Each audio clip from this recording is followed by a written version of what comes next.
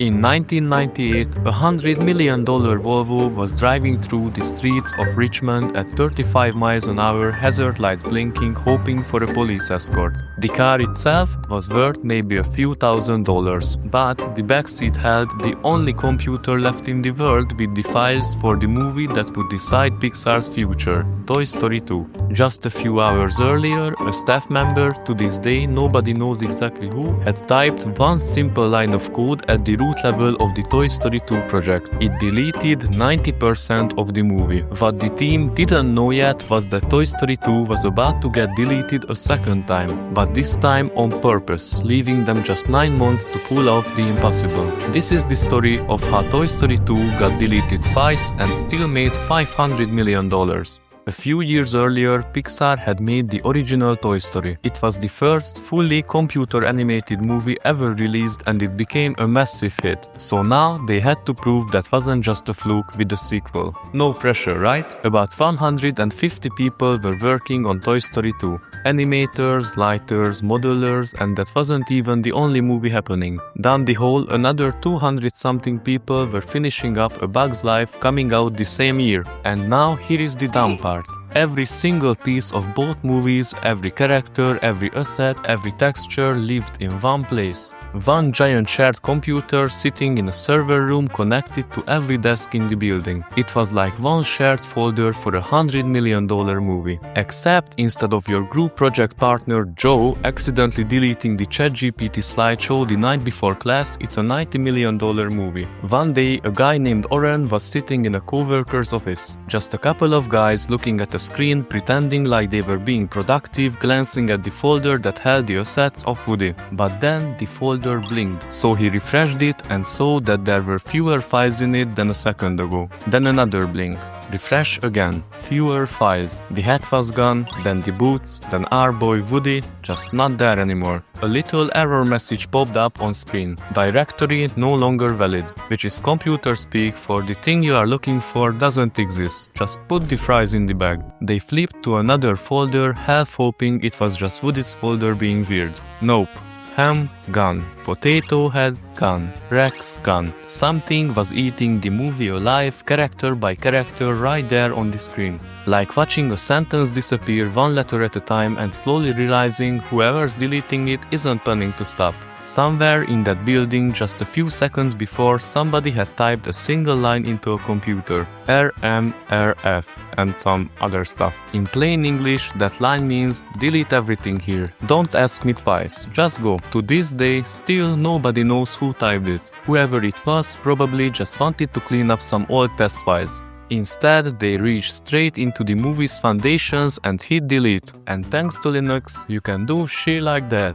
What makes this so much worse is that almost anyone in that building could delete almost anything from almost any computer. Not because Pixar was dumb, but because of how the pipeline worked. If an animator updated Woody's design overnight, every other artist working on Woody needed that update instantly without asking for permission for every tiny update. The whole system ran on trust. Technically, if you had a computer on that network, you could have started deleting files on the co-founder's own computer if you really wanted to. Nobody ever did, but the door was unlocked the whole time for everyone. Okay, Pixar might have been dumb. That's when the panicked call was made to the machine room where the main server was located and the instruction given to just yank the power and network connection of the server. Here's the problem with unplugging the one shared computer the entire building depends on. It doesn't just stop the disaster. It stops everything and everyone. Most people could keep working for a few minutes on whatever was already saved on their own machine. But sooner or later, everyone needs to reach back into the master computer for something. And when they reach for it and it's just not there, there's nothing left to do. And I quote, eventually every animator and every TD, everyone working on the show goes, oh, all machines down, let's go to lunch, haha. It's so funny how animators are so overworked that when the whole project explodes, they just feel happy about it, like they just escaped prison. When the machine came back up and when the lunch break was over, someone ran a quick size check on the whole project folder. It had about 10% of what it should have. 90% of Toy Story 2, roughly 2 years of work gone in under a minute, but nobody actually panicked. Not because they hated working there, the Pixar workers were loyal prisoners, but because Pixar had backups. In 1998, backup did not mean uploading to some cloud. The cloud as a concept barely existed. It meant big boxy tape drive, basically an oversized cassette tape for computer files that copied the whole project onto it every so often, just in case. Fun fact, the entire movie at that point was only about 10 gigabytes. It could have fit on a couple of DVDs. My very high quality YouTube videos take up more space than that. So they pulled the tapes, restored the movie, rendered a test with around 2000 shots, one for every scene in the film, just to make sure everything survived. And it looked fine. We only lost a week, somebody said. Everyone relaxed. Just another Tuesday. But a few days later, small stuff started going wrong. Woody's hat, which is supposed to smoothly move from his head to his hand in certain shots, started glitching. Then people noticed version numbers running backwards. The files were going bonkers. By the end of that week, it was obvious. The restore hadn't actually restored anything properly. It was a messed up version that looked quite funny actually, pretending to be the original. So somebody finally went and checked the tape backup system properly for the first time in a while. And big surprise, it turns out it was broken. It had been broken for about a month. And here's the genuinely unbelievably dumb Pixar moment. The backup tapes had a size limit. Once a single file passed 4 gigabytes, the system just stopped saving anything more into it. And the error log, the one thing specifically designed to warn somebody when a problem like that happened, was stored inside the exact same limited space. So once the drive filled up, the log had zero room left to record that it was full. The alarm that was supposed to warn everyone could not ring because the alarm itself had run out of room to make noise. It's like a smoke detector that dies of smoke inhalation the second the fire starts. Nobody could have designed a crueler joke on purpose. And so the movie was 90% deleted, the backup of the movie was also broken, and nobody knew which pieces, if any, were still safe. Around 30 of Pixar's smartest technical people got into a conference room, the 30 not dumb people at Pixar. I imagine that meeting like some funeral, everyone sitting there in silence looking all sad. Just imagine letting out a fat one in there. It's the kind of meeting where everyone stares at the table hoping the table has an idea, because none of the humans in the room currently do. But then somebody remembered something. One of the team leads, a woman named Galen, had a baby a few months earlier. To let her keep working from home, Pixar had set her up with her own computer at her house, synced every so often over her home internet connection. She just wanted to keep contributing while taking care of a newborn. At the time, nobody thought that setup would matter to anyone but her. Her copy was about 2 weeks old. Losing 2 weeks of progress sucks, but compared to completely deleted and also the backup is broken, 2 weeks lost sounded like a great deal, which is exactly why they got to Galen's house, unplugged the computer, wrapped it in blankets like it was a baby, and buckled it into the backseat with an actual seatbelt. Because at that moment, this beige box was the movie. A little while later, a $100 million movie ended up riding in the backseat of a Volvo, doing 35 miles an hour through a quiet neighborhood, hazard lights on, praying. Back at the studio, 8 co-workers were already standing in the parking lot waiting. When the Volvo pulled in, they carried the computer inside on a sheet of plywood, carrying it slowly and carefully, of course. Then came the part everyone was quietly dreading: turning it on. Here's a horrible, scary fact about all dumb computers. They love to die at the exact moment you power them on. Statistically, that's the riskiest second in a hard drive's entire life. So a room full of terrified adults stood around that ugly thing and waited. The fan started spinning. The screen flickered once. Then nothing for several long, horrible seconds. Nobody in that room breathed.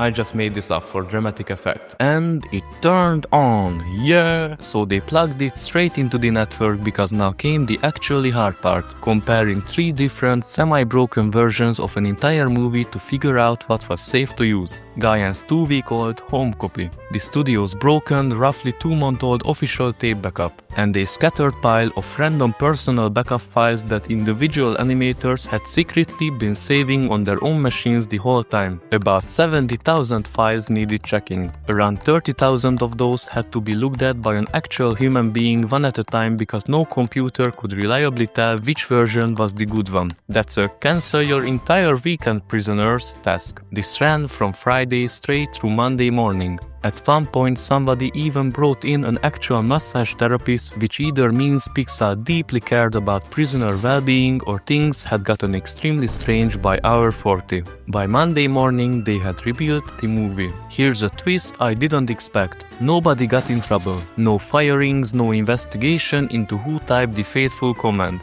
Someone in the room half joked about hunting down whoever did it. The actual response from leadership was basically, sure, put that on the list. But first we get the movie back. The witch hunt could wait. It's still waiting actually in the Big 26, nobody ever found out who it was. Maybe Pixar isn't that bad a studio after all. So that's the ending, right? It's not. Because a few months later, once the dust had finally settled, some of Pixar's top creative bosses sat down together and actually watched the movie. The entire studio had just risked their sanity, their weekends and possibly their sleep schedules forever to save. And they thought it sucked. Not because of technical mistakes, but because the story was not landing. Just imagine surviving a shipwreck, swimming to shore, finally catching your breath, your balls exploding, and your boss walks up and goes, "So we are doing that again, on purpose this time." That's basically what happened. You would think after everything the reaction would have been outrage. Somehow it wasn't, or if it was, nobody let it slow things down for long. The story team, Cuff Prisoners, just got to work again. They deleted the story, the structure, basically all of it. Right before Christmas, with less than a year left before the film was supposed to be sitting in actual movie theaters. Production officially shut down for the holidays and restarted in January with an almost entirely new version of the story. Most of the lighting redone. A brand new character, a dog named Buster, went from literally just a name scribbled on a page to a fully animated, fully finished character on screen in 9 months flat. An entire crowd of new background characters, like all the extras filling the big airport scene near the end, got built and animated from nothing. Even the movie's opening scene, Buzz Lightyear blasting through an army of toy robots, got invented completely from scratch during this rebuild. And through all of that, the release date could not move, not even by a day. There was already a toy line being manufactured for this movie sitting on factory lines somewhere, completely unaware the film it was based on didn't even have a finished script yet. There's a decent chance some of those toys were already being molded around a character that a few weeks earlier didn't even exist. Marketing campaigns were already booked months in advance. Theater slots were already reserved. Moving a release date for a movie like this isn't just pushing a deadline back, it breaks a dozen other businesses that build their own plans around that exact weekend. So, 9 months, rebuild an entire movie story, animation and lighting from almost nothing. And to be clear, this wasn't just one all-nighter. This was the same energy every single day for 9 straight months. It was like the usual prison, but squared. Reportedly, even Disney wasn't sure they could pull it off in time. Nobody would have blamed them for thinking that, but our prisoners did it anyway. Toy Story 2 came out exactly on schedule, November 22nd, 1999. It went on to make close to $500 million around the world. 2 years of work gone in under a minute. A backup that was secretly broken for a month. A movie saved by a mom's home computer riding in a Volvo doing 35 with its hazards on. Deleted, saved, and then just for fun deleted again on purpose by the studio's own bosses. That Volvo made it home safe that night in 1998, hazards still blinking, still no cop inside. And so did the movie. But what matters most, I liked it. Yes, me, Toy Story 2 is a damn masterpiece, and everyone who thinks it's a dumb movie for dumb kids can lick my